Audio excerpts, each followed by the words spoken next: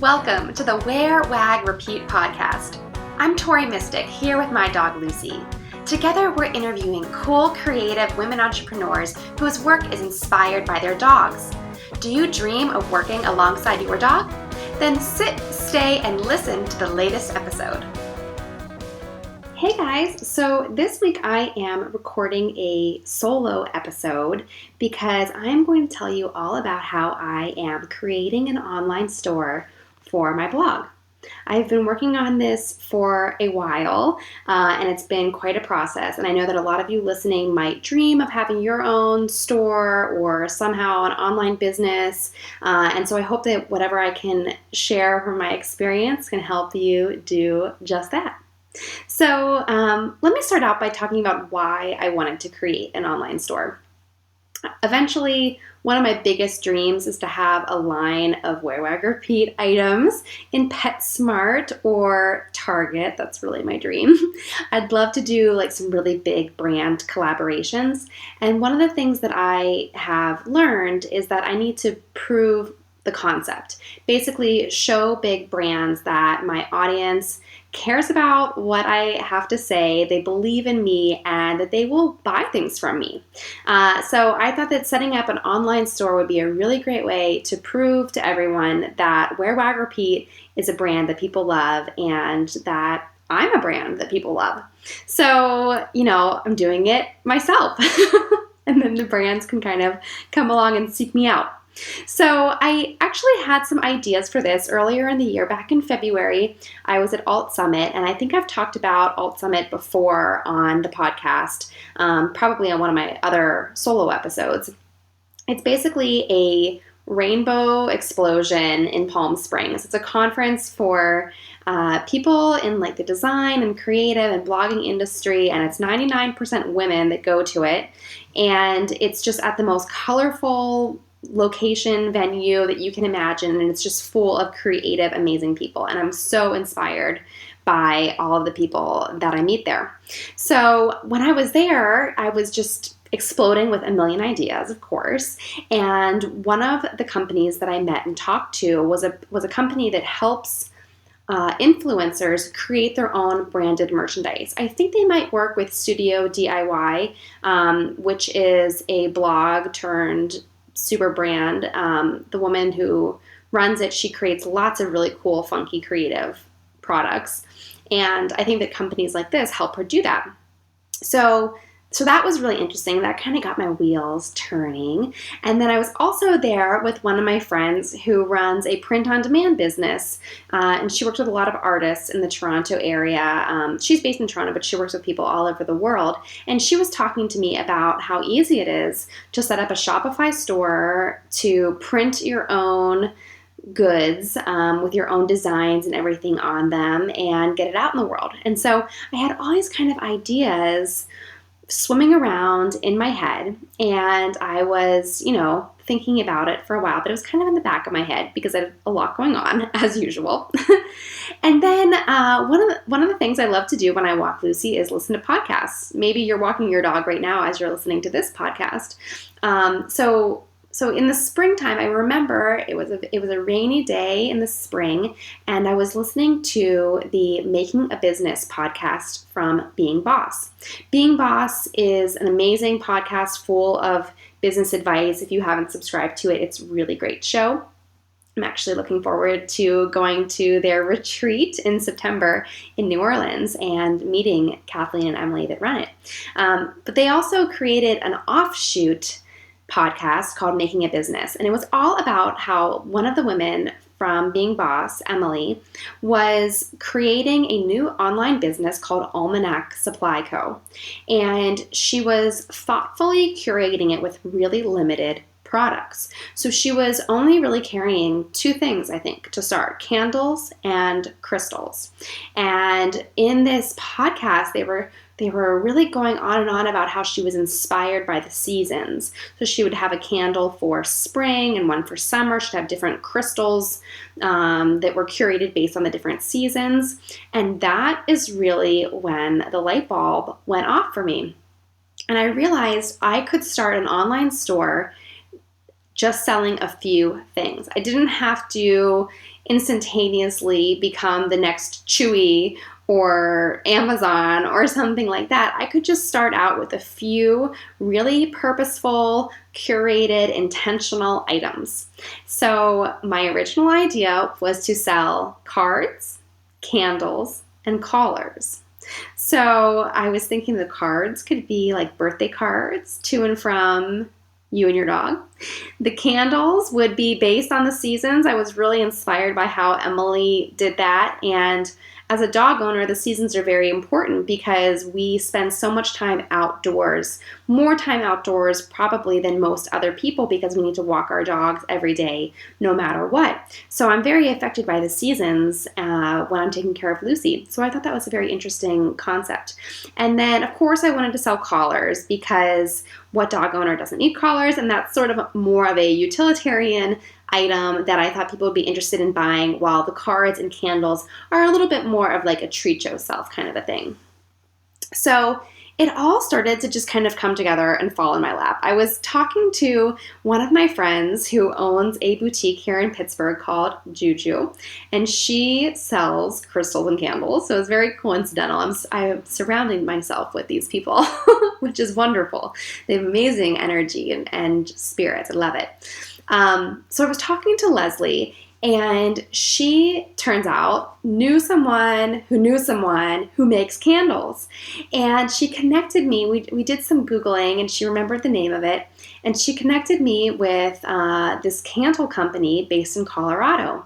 And I set up a phone call. I emailed them. I checked out their website.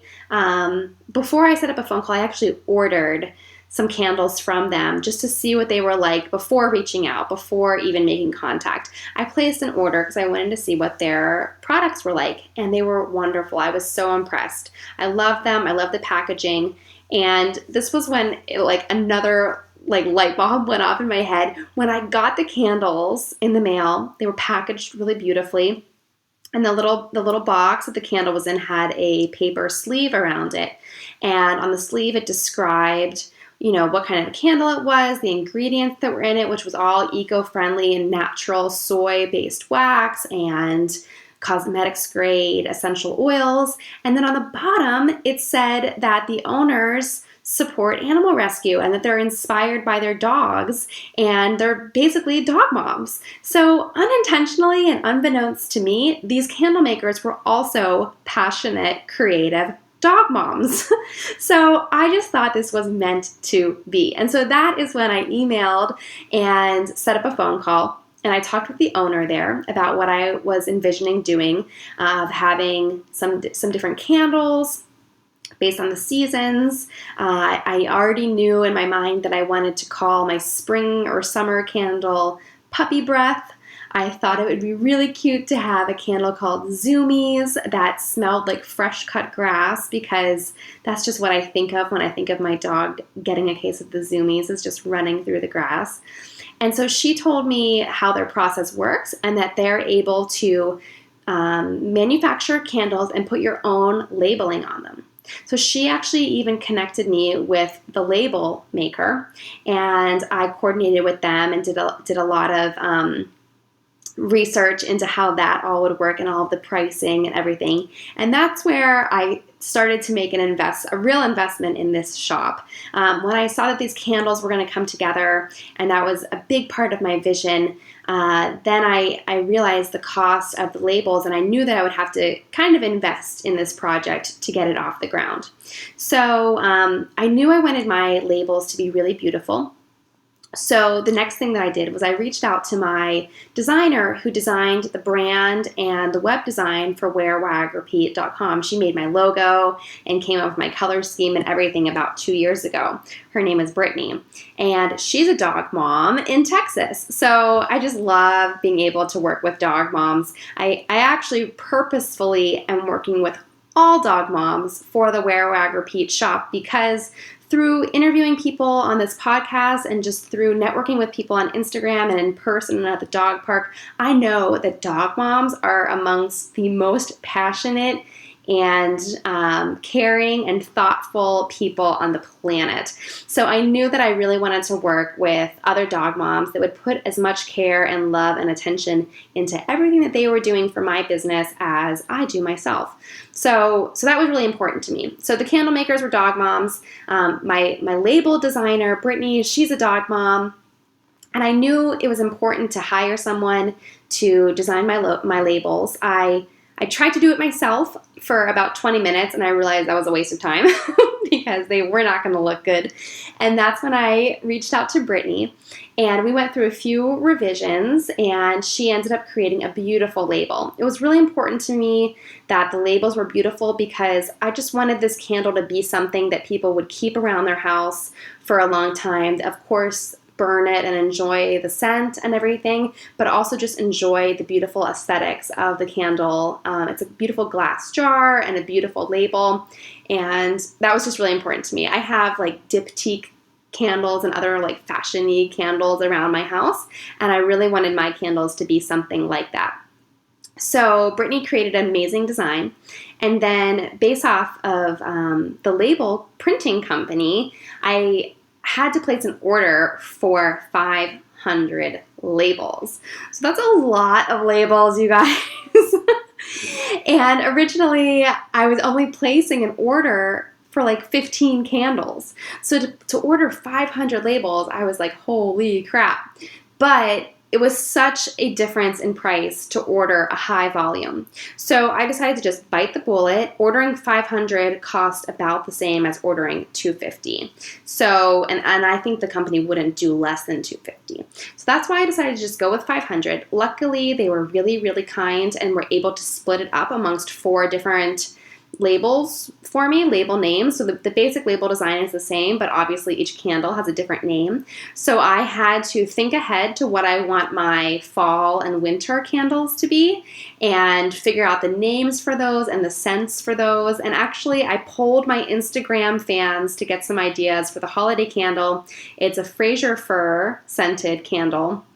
So I used the polling feature on Instagram stories and asked people to suggest names and then to vote on the most popular names. And what we ended up all choosing as a collective audience was Fur Baby. And it's F-I-R Baby. It's a play on Fur Baby, of course, but since it's Douglas fir, it's sort of just a nice double entendre, and I think it's going to be really cute and make for really, really cute gifts. And I love that I was able to involve my audience in choosing that name, and that they were able to help me choose it in July so that I could print my 500 labels. So that was the whole candle process. Now, if you remember, I said I wanted to sell candles, cards, and collars. So next up was the collars and figuring out how to do all of that. I actually know a local collar maker here in Pittsburgh named Scout Dog Collars. And she's carried at a few local stores, and I always see her vending at different dog events. Her name is Sandra. And so coincidentally, we were both working a pop-up shop, like a trunk show kind of a thing, at a local boutique in the springtime. And so I had Lucy there with me, and Sandra was selling her collars, and I was sort of like helping to style outfits at this boutique.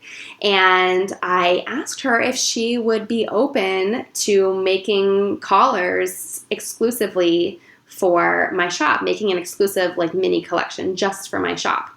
Because I really wanted to have unique things that were just exclusive to Wear, Wag, Repeat that you couldn't buy anywhere else. So Sandra said, yeah, sure, no problem. It was so easy. It just came together so wonderfully. And her collars are all handmade. And if you go on my shop, which is it's now live, you guys, you can go to shop.wearwagrepeat.com and you can check it out. But one of the things that I love about Scout Dog and Sandra is that she designs these collars for big dogs. She is a big dog mom, and she created this brand because she was looking for a collar that would suit her dog, Scout. And he needed something that was very distinctive and stylish, but also sturdy. And that fits the Wear, Wag, Repeat brand perfectly as well. So it's just like a perfect union for us to work together.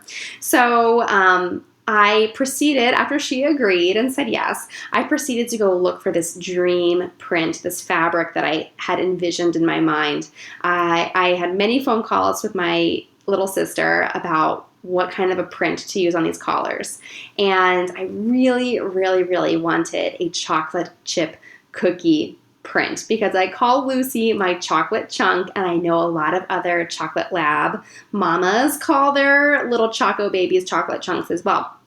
So I thought that would just be super cute. I actually bought a chocolate chip cookie print fabric that it was only like a little tiny square of fabric, and I made a little bandana for Lucy last year. And whenever she wears it, people just go bananas over it. They love it. So I knew that people would respond well to the chocolate chip cookie thing and it would make sense for Lucy. But instead of the fabric I had before was like a pink background, this time I really wanted to use a minty green, greenish blue kind of a background because first of all, the logo for Wear, Wag, Repeat, the dog in the logo has a minty colored collar on. So I thought that would really be cohesive and that would tie in with my whole brand and everything. But then also in talking to my sister, she has a boy dog. And so she said, I better make sure that it is gender neutral because so much of the stuff that I do is pink, pink, pink, and it's so girly. And even though I'm speaking to dog moms, a lot of these dog moms might have male dogs. So it's important to me to make a gender neutral collar.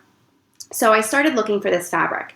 And guys, it seemed like it was too easy. Everything was working out for me up to this point. I went on Spoonflower, which is a really cool site where you can find really unique prints, and they're all designed by artists.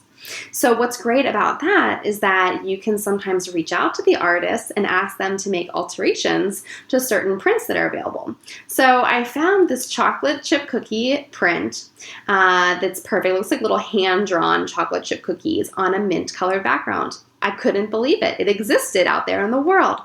And the only problem was the print was really big. The cookies were about 1.5 or 2 inches in diameter. And so it was never going to show up on a little dog collar that's only 1 inch wide. I needed like a mini print.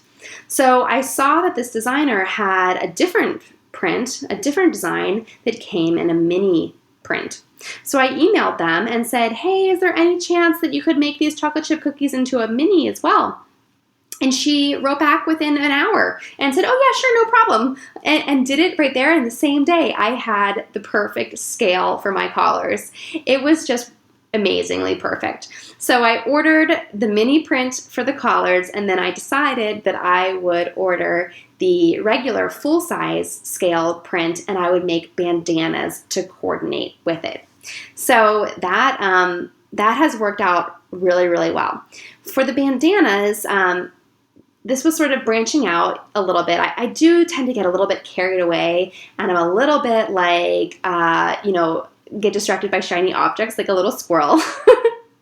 It's easy to do when you run your own business because you don't really have anyone there looking over your shoulder to make sure that you're staying on task. So a lot of times I will go off on a tangent, I'll get some idea, and then I'll start researching something. Like one day I decided I wanted to be really good at hand lettering, and I started watching all these YouTube videos on hand lettering, and 4 hours later I had written the alphabet 72 times, but I hadn't got any work done. So that kind of stuff tends to happen to me all the time. So around this time I was like, oh, I'm going to also make bandanas. And then I found a cool YouTube video of someone making these little enamel pins kind of, and I was like, oh my gosh, I could make those as little charms that people could hang on their collars. And I just the wheels started turning, and I started thinking all these crazy ideas, and I was getting a little bit far off track from my original concept of keeping it simple and only having 3 different products to start out with. So the problem with that was that all these things were very time consuming and they didn't all work out perfectly. So the bandanas, I ended up doing several different prototypes of those, and I put a lot of time and effort into it. I decided in the end to make it as a collar sleeve style bandana, which means that it slides over any 1 inch collar. instead of tying around the neck. So like there's a few things I don't really like about bandanas that tie around the neck. First of all, it's usually a really big piece of fabric that you have to use to do that. And so it can get expensive. As the maker, I would have to buy a lot of fabric to make a big piece like that. Second of all, I did make some of those around the holidays, but the problem was that they were a little bit tight on a lot of dogs, including Lucy. And so I would have to like stretch, tie it, and then pull it as tight as I could to get it as loose as possible and then slide it over her head. And even then it was still a little bit tight. So I had difficulty with regular tying bandanas before. The other problem with tie bandanas is that they get really wrinkled when you tie them tightly around your dog's neck. If you don't want them to fall off, you have to tie a tight knot. And it gets really wrinkled, and since I'm obsessive, I was always ironing my dog's bandanas so that they would look nice for photos and everything. So by doing a collar sleeve style bandana, I was able to eliminate a lot of those pain points that I'd had with regular tie bandanas. But it required a little bit more prototyping. So I created several different versions, and I let Lucy wear them for a whole day, and we went about our business on our walks. We went to the park. She jumps in this fountain of the park every time we go there. And I found that my first prototype really wasn't working. It was totally bunching up. The second one that I made was just like too long.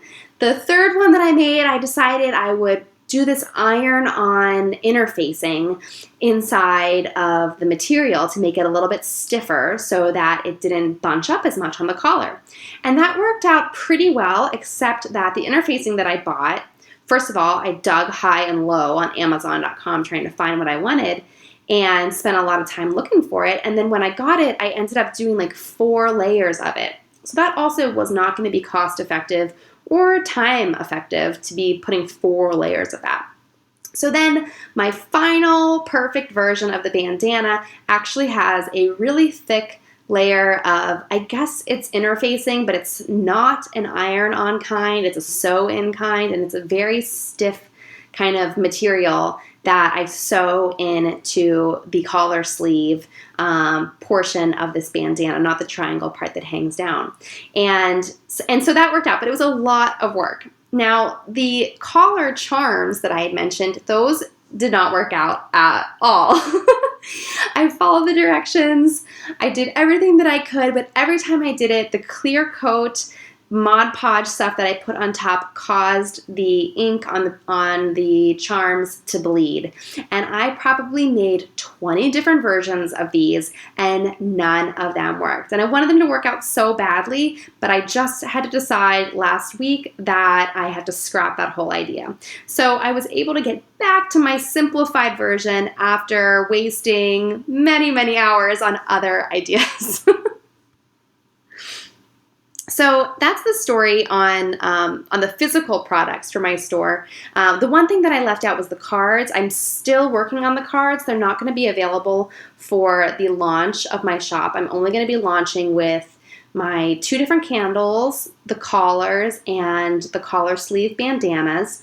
The cards will be coming later, and I'm also going to be working on some print-on-demand t-shirts, which is an idea I just had yesterday. And I went down a little bit of a rabbit hole researching how to do that. But that's something I really want to introduce later when the cards come out, hopefully in September. So stay tuned for more information on that. But that's basically the story with the physical products for my store. So if you're interested in making anything or having things made for you, hopefully that information really helped you. Now, the technical aspect of the store has also been challenging and interesting to work on. I chose to use Shopify for my store because I'd heard about it from a lot of people, and a lot of people told me it's very easy to use. It's also one of just 2 platforms that integrate with Instagram and allow you to tag products in your posts. And since I have over 36,000 Instagram followers, I really, really, really wanted to use a program like Shopify that would integrate with my Instagram, and it would allow me to sell products directly through my Instagram posts. The only problem is I couldn't get it to link up with my Instagram. So you guys, I probably spent 2 weeks arguing with Shopify, calling their customer service, emailing their customer service, just trying to find someone who could help me. In the process of doing that, I messed up the DNS records for my website, whatever that means. I had to call GoDaddy and get that fixed. My whole website was down for probably 15 hours, and that really sucked.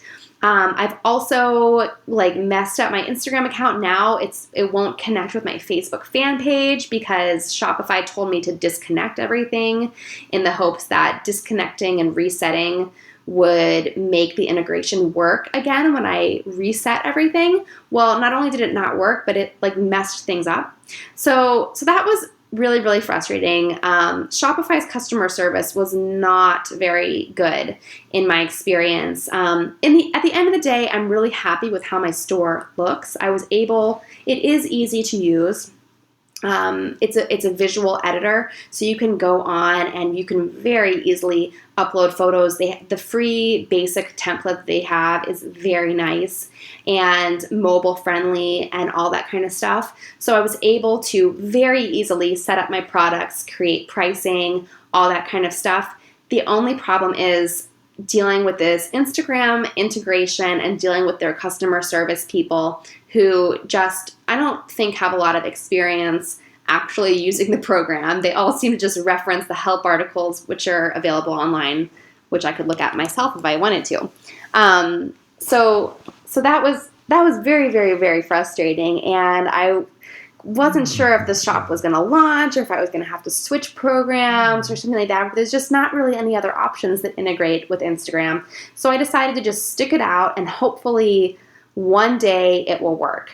Around the same time that all of these struggles were happening, I got a message on Instagram from one of my followers telling me that I make it all look so easy and that she dreams of starting her own business that's maybe dog related, and how do I do it all? And it was just such an ironic message for me to get because it was struggle city up in here at that time. And I just wanted to tell her that I hit a lot of roadblocks. And the secret for me is I just try not to dwell on them. Sometimes there's really not a lot that I can control. Like with Shopify and Instagram, I did everything that I possibly could. So it's not worth getting upset about. And I think that that's one of the keys to my success is just kind of go with the flow. And if I get a fabulous idea, pursue it and try it and see if it works. But then if you've tried your best, like I did with the collar charms, and they just don't work out, you gotta, know when to fold them. Anyone knows that song. And other times, like with the bandanas, it was worth it for me to put in the extra effort because now the finished product is beautiful, and I think my customers are going to love it. So that was just a little morsel of inspiration and advice that I hope helps you guys. Eventually, I did get everything set up for the online store. Hopefully, Instagram will work whenever it feels like it, and hopefully that'll be soon because the store is now live. In terms of promoting the store, that's a very important element to launching any type of a business. It all kind of came together pretty quickly. I've been working on this all summer, but as you know, time flies, and all summer really has just been the last 8 weeks, which is not a lot of time. So I haven't done any crazy promotions leading up to the launch, but this podcast episode is one example of a marketing tool that I'm using to get the word out. I also posted in my Instagram stories a lot, telling people about the shop, letting them know what I'm working on, giving little sneak peeks of things. And then I also mentioned it in the captions on some of my posts in my regular feed on Instagram. I also did some posts on Facebook and on my personal Facebook profile because I know a lot of my friends and family are interested in what I'm doing. And then lastly, my email list is one of my most powerful tools. I have been working on growing my email list for the past year or so. It's a lot of work, but it's worth it because now I have about 1,400 names. and I'm going to email them when my shop opens with a special promo code, which you can use as well if you want to. It is WearWag10, and that will get you 10% off in the store. And so I'm going to email all my email subscribers about that tomorrow and kind of play with the settings within my email service provider. I use ConvertKit, and they have a really cool tool that allows you to resend an email to people who didn't open the original one. So I've never done that before. I'm going to try that this week since the launch of the store is very important to me.